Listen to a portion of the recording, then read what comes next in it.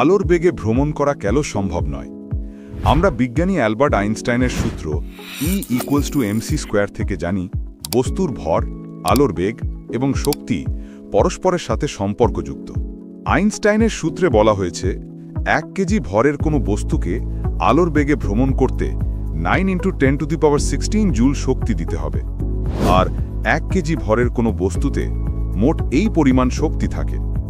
এজন্য যখন কোনো বস্তু আলোর বেগে চলার জন্য শক্তি প্রয়োগ করে, তখন তার ভেতরে থাকা সমস্ত ভর শক্তিতে রূপান্তরিত হয়ে যায়।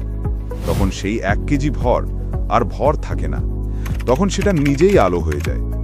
আরও ভালো করে বুঝতে হলে একটা উদাহরণ দেওয়া যেতে পারে। যেমন কোনো বস্তুর ভর 1 কেজি, তার পিছনে একটা রকেট লাগানো হয়েছে। এবার যখন সেটা চলতে শুরু করবে, তখন সেই 1 কেজি ভর রকেটের জ্বালানি হিসেবে কাজ করবে এবং মাত্র 1 সেকেন্ডে শেষ হয়ে যাবে। অতএব যে ভরটা আলোর বেগে চলার জন্য শক্তি দিয়েছিল, সে নিজেই আলোক শক্তি হয়ে গেছে।